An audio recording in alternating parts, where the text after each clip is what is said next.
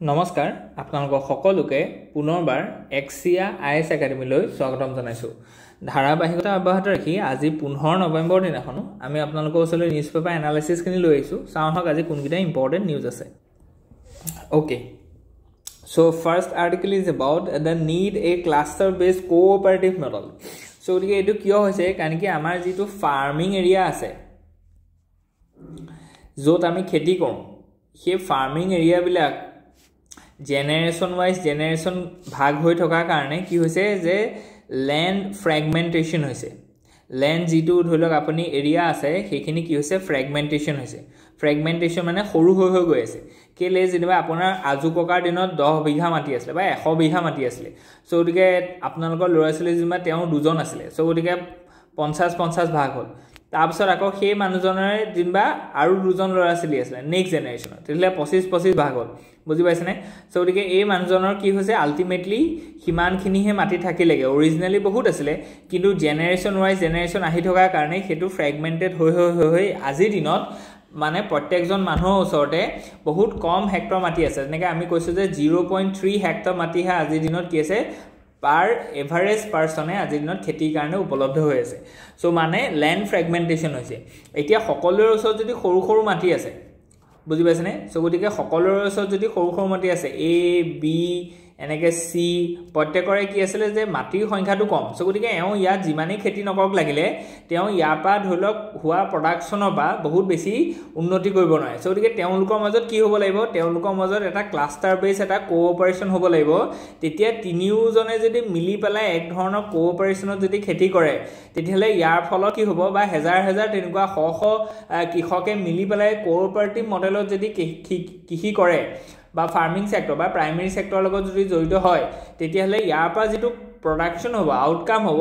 হেতু বহুত ভাল হ'ব আৰু তেওঁলোকে হেতু বেটাৰ মাৰ্কেট নেগোশিয়েট কৰিব পাৰিব। বুজি পাইছানে? যেটো আমি আমুলৰ ক্ষেত্ৰত দেখিলো। আমুলৰ ক্ষেত্ৰত কি দেখিলো যে প্ৰত্যেক ঘৰ মানুহৰ কি আছিল সৰুকে কি আছিল তেওঁলোকৰ গাখীৰৰ প্ৰডাকশন হয়। কিন্তু তেওঁলোকে যে কোঅপাৰেটিভ লেভেলত কৰিলে এটা নতুন ব্ৰেন্ড যেতিয়া দিলে তেতিয়াহলে তেওঁলোকৰ আউটকাম খিনি বাঢ়িলে, তেওঁলোকৰ লজিষ্টিক ষ্ট্ৰিমলাইন হ'ল, তেওঁলোকৰ প্ৰসেসিং ইউনিট বাঢ়িলে, তেওঁলোকৰ ক্যাপিটাল ইনটেক বাঢ়িলে। সো গতিকে এই গোটেই ব্যৱস্থাপনাটো কি হ'ল যে একচুয়ালি এটা ব্ৰ্যান্ড ডেভেলপ হ'ল আৰু তাৰ লগত জড়িত হৈ থকা সৰু কৃষক বা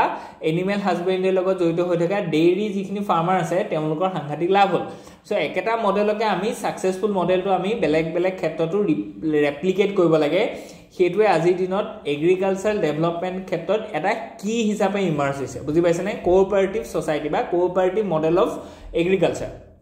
আৰু সেই ক্ষেত্ৰত আমি কি কৈছো যে ফাৰ্মাৰ্স প্ৰডিউচাৰ্স অৰ্গানাইজেচন ক্ৰিয়েট কৰিবৰ কাৰণে এটা স্কিমো বনাইছো আৰু তাৰ কাৰণে 10,000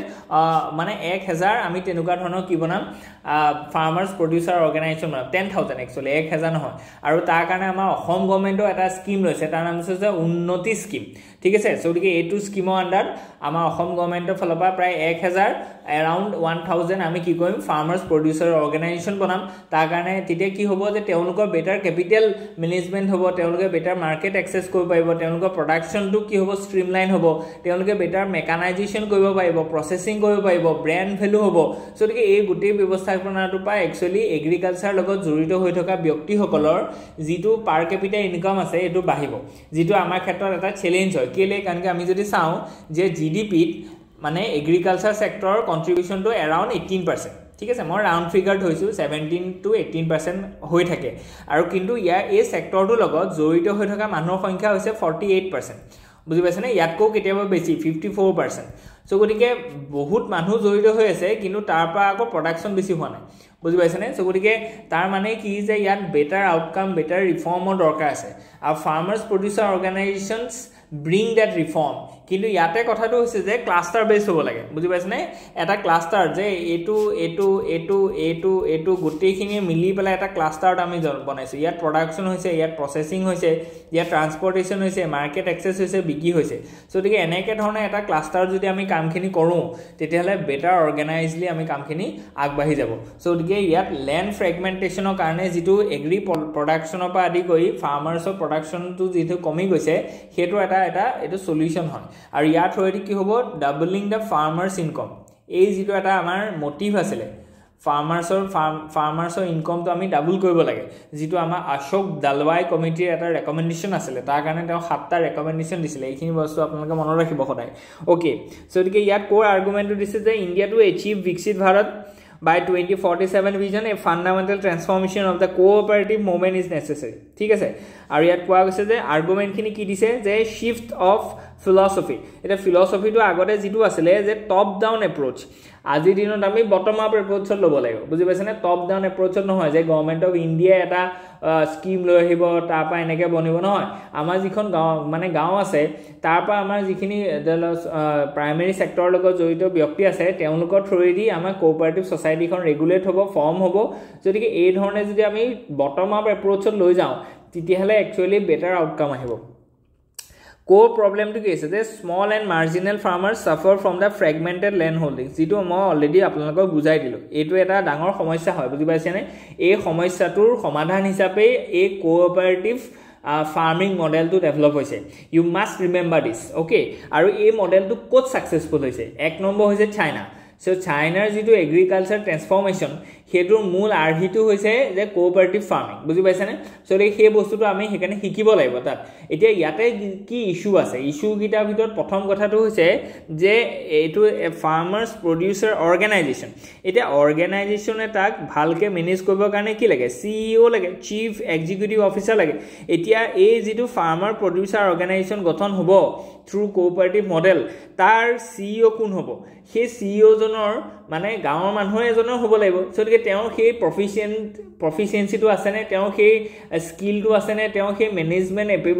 এবিলিটিটো আছে নে that is a ম্যাটাৰ of concern বুজি পাইছে নে যেনেকে আমি গাঁও পঞ্চায়তৰ সেক্ৰেটাৰী নিয়োগ কৰিছো আজি দিনত তেনেকে আমি এই ফাৰ্মাৰ্স প্ৰডিউসাৰ অৰ্গানাইজেচন খিনি ভালকে মেনেজ কৰিবৰ কাৰণে আমি কিছুমান সিইও ৰিক্ৰুইট কৰিব লাগিব বুজি পাইছে নে এটো গভৰ্নমেন্টৰ থ্ৰুৰ পৰা হ'ব লাগিব তো ওটিকে তেতিয়া আমাৰ কি হ'ব তেওঁলোকে ধৰিলো মেনেজমেন্ট স্কিল আছে তেওঁলোকৰ এমবিএ ডিগ্ৰী থাকিব পাৰে বা ডিপ্লোমা ডিগ্ৰী হ'ব পাৰে যিখিনিয়ে ফাৰ্মাৰ প্ৰডিউসাৰ অৰ্গানাইজেচনটোৰ এজ এ সিইও হ'ব আৰু তেওঁ ভালকে হেতু কোঅৰ্ডিনেট এন্ড মানে মেনেজ কৰিব পাৰিব বুজি পাইছে নে হেতু এটা ডাঙৰ প্ৰবলেম হয় কাৰণ কি ফাৰ্মাৰ খিনি ওচৰত সেই কেপেবিলিটিটো নাই how to run a organisation how to run a cooperate or cooperative society so তাৰ কাৰণে কি হৈছে যে সেই যেটো অৰ্গানাইজেচন আছে বা ফাৰ্মাৰ প্ৰডিউসাৰ অৰ্গানাইজেচন আছে হেতু ভালকে ডেভেলপ হ'ব পানে ট্ৰান্সফৰ্ম হ'ব পানে as we expected second problem তো হচ্ছে যে ক্যাপিটাল কাৰণ কি এতিয়া এনেকুৱা হৈছে যে পাঁচটা যেনিবা আমাৰ কোঅপাৰেটিভ মানে মডেলত কি হৈছে যে পাঁচজন ফাৰ্মাৰে মিলি পেলাই কি কৈছে এটা কোঅপাৰেটিভ ফাৰ্মাৰ প্ৰডিউসাৰ অৰ্গানাইজেচন বনাবৰ কাৰণে চেষ্টা কৰিছে কিন্তু এটা কি হৈছে যে প্ৰত্যেকজন ফাৰ্মাৰ ওচৰতে ইমান পইচা নাই সো ওদিকে তেওঁ দিছে যেনিবা ধৰিলো কথাটো কৈছো যে 10000 কে দিছে সো ওদিকে 10000 কে দিয়াৰ কাৰণে কি হৈছে ইয়াত যে টোটাল যেটো capital of this cooperative society এটো কম হৈছে মাত্ৰ ধৰিলক তেওঁলোকে 10000 কে 5 জন মানুহৰ পৰা মাত্ৰ 50000 টকা হে কি হৈছে একোয়াৰ কৰিব পাৰিছে কিন্তু একচুয়ালি এই বস্তুটো হয় বহুত লাৰ্জ এমাউন্ট অফ ধৰিলো ফাৰ্মাৰ আমি লগাব লাগিব বা জড়িত কৰাব লাগিব নহয় প্ৰত্যেকজন ফাৰ্মাৰ যেটো কন্ট্ৰিবিউশন আছে হেতু আমি বহাব লাগিব তেতিয়া কি হ'ব হে ফাৰ্মাৰ্স প্ৰডিউসাৰ অৰ্গানাইজেচনটোৰ ক্যাপিটাল যেটো বেস আছে হে ক্যাপিটাল বেসটো ষ্ট্ৰং হ'ব ক্যাপিটাল বেসটো ষ্ট্ৰং হলে তেওঁ প্ৰসেসিং ইউনিট বহাব পাৰিব বা মেকানাইজেচন লব পাৰিব ভালকে নেগোশিয়েট কৰিব পাৰিব লজিষ্টিক্সটো ইমপ্ৰুভ কৰিব পাৰিব ঠিক তেনেকে আমাৰ মাৰ্কেট এক্সেছত সুবিধা হ'ব অনলাইন পোৰ্টেলৰ লগত জয়েন কৰিব পাৰিব এক্সপোৰ্ট মডেল এপ্লাই কৰিব পাৰিব সো দেখি হেকানে যদি কোম্পানী এটা যদি ক্যাপিটালে নাথাকে তেতিয়ালে সেই কোম্পানীটো কেনেকৈ ৰান কৰিব তাৰ কেনেকৈ ডেভেলপমেন্ট হ'ব সো দেখি সেই ক্ষেত্ৰত আমাৰ কি আছে প্ৰবলেম আছে বুজি পাইছেনে হেকানে চৰকাৰে উন্নতি স্কিম আনিছে যিবোৰ স্কিমত কি হ'ব চৰকাৰে এটা ফান্ড ক্ৰিয়েট কৰিব বা ফান্ড ক্যাপিটাল এটা প্ৰভাইড কৰিব আৰু ভলন্টাৰিলি সকলো ফাৰ্মাৰ আছে তাৰ লগত এটলিষ্ট 500 বা 100 বা 100 প্লাস হ'ব লাগিব কাৰণ কি 100 ততকে কম মানুহৰ যদি ধৰিলো কোঅপাৰেটিভ এটা হয় তেলে হেতু বহুত ষ্ট্ৰং নহয় যিমান বেছি মানুহ হ'ব কিমান ভাল কিন্তু তেতিয়া ক্যাপিটালটো ষ্ট্ৰং হ'ব বুজি পাইছানে যে 10000 কেও যদি 1000 মানুহে দিয়ে তেলে বহুত ডাঙৰ ক্যাপিটাল এটা গঠন হ'ব বুজি পাইছানে সবৰে কিন্তু কথাটো হৈছে যে এই 1000 যে কন্ট্ৰিবিউটৰ তেওঁলোকক ইকুৱেলি আমি শেয়াৰ খিনি ভাগ কৰিব লাগিব কাৰণ কি তেওঁলোকৰ শেয়াৰ হোল্ডাৰ হয় ন প্ৰত্যেককে সমান ক্যাপিটাল দিছে এই যেটো এটা management of this fund how to utilise this fund how to divide this dividends profits সেই কাৰণে আমাক কি লাগিব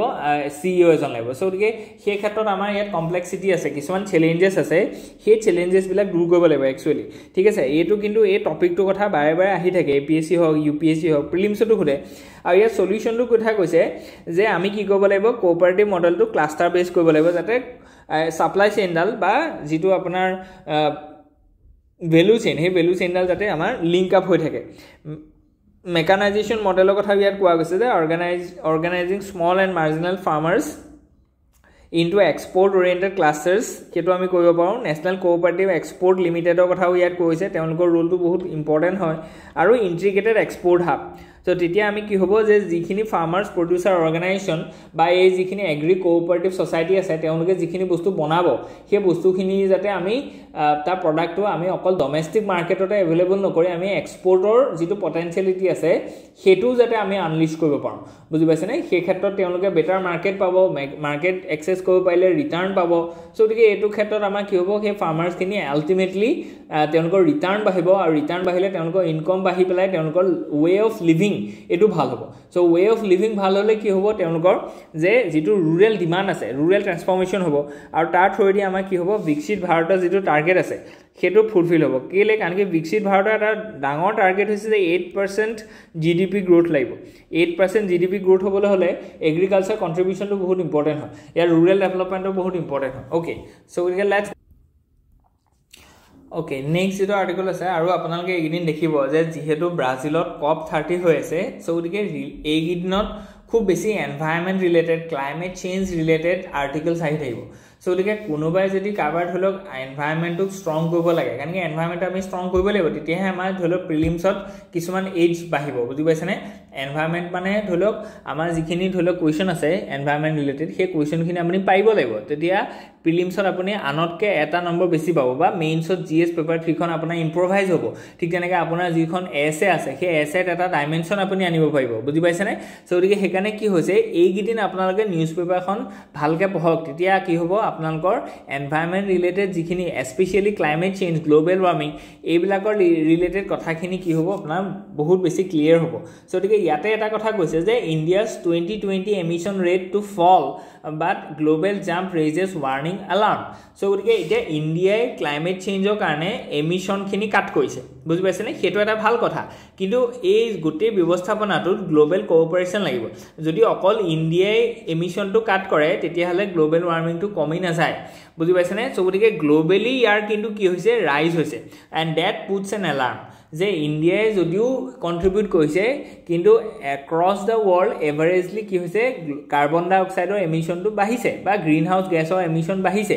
কেলে কাৰণ কি ডেভেলপড কান্ট্ৰি খিনিয়ে এই ধৰণৰ স্টেপস লোৱা নাই যেটো এক্সপেক্টেড আছিল প্লাস তেওঁলোকে ডেভেলপড কান্ট্ৰি খিনিয়ে ডেভেলপিং কান্ট্ৰিক হে ফান্ডটো প্ৰভাইড কৰা নাই যাতে তেওঁলোকে গ্ৰীণ ট্ৰানজিশনটো কৰিব পাৰে সো গতিকে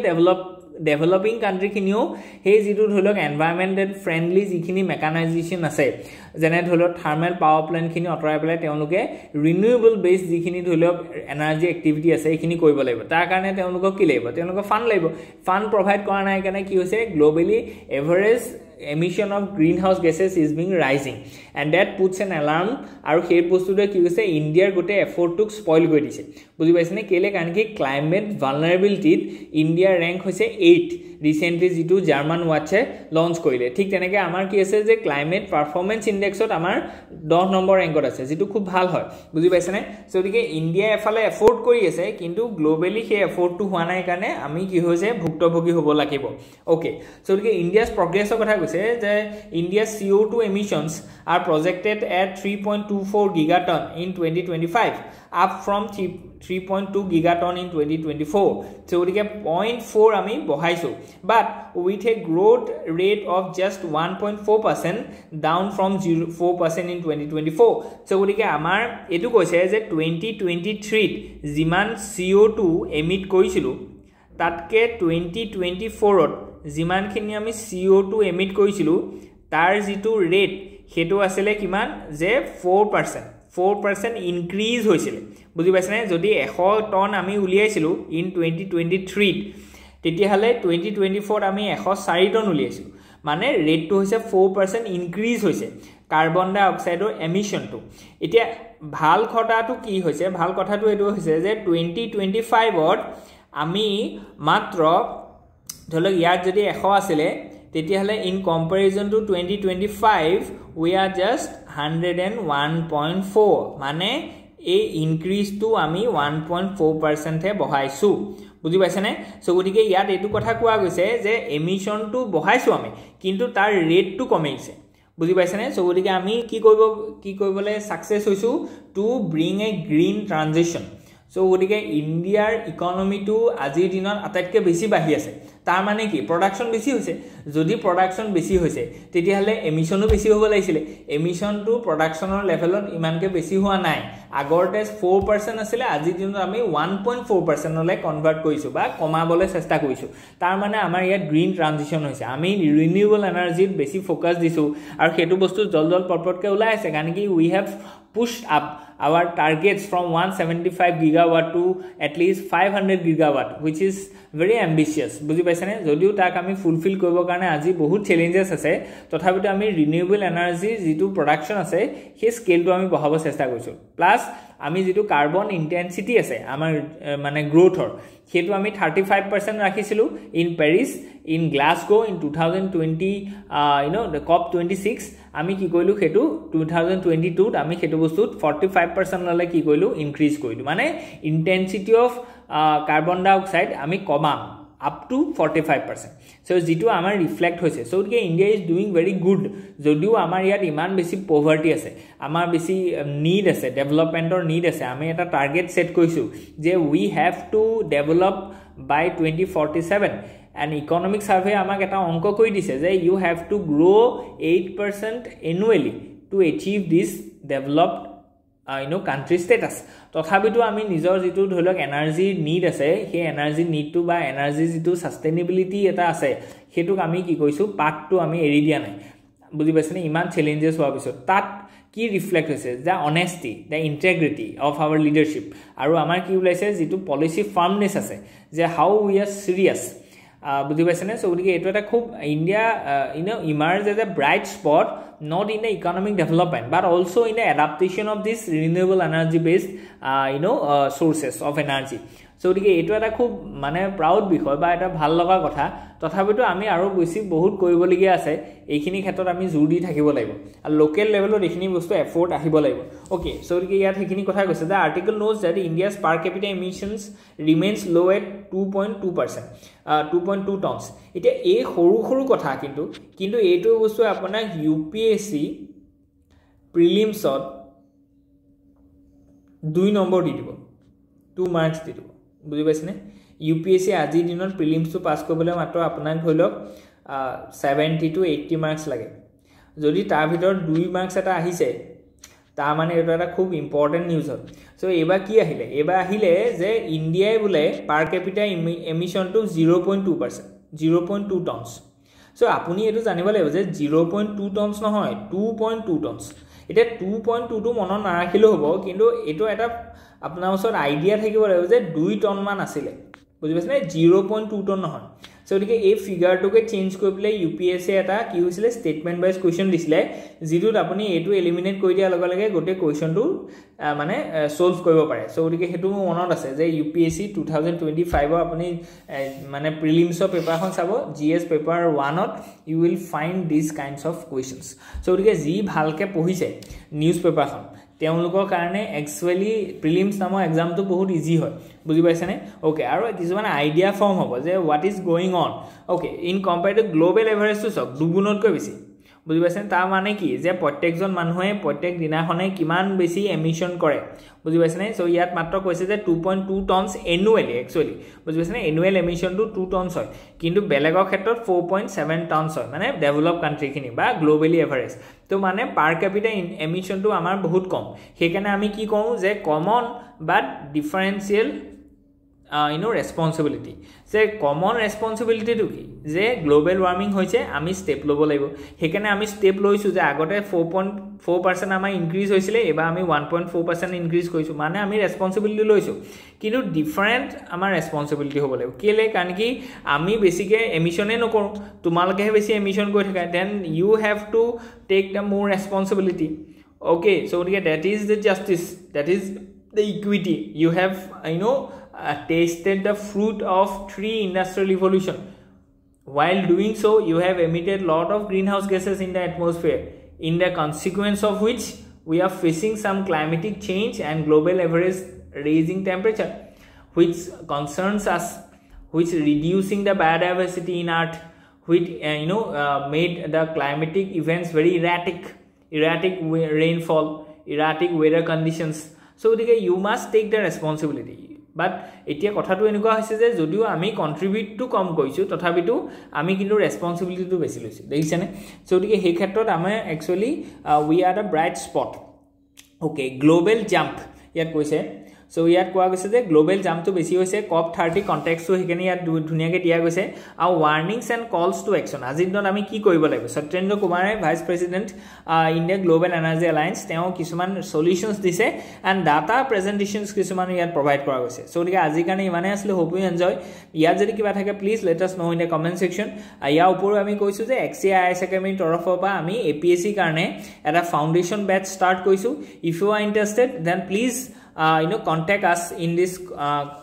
official number 6002417488 ठीक है okay see you soon thank you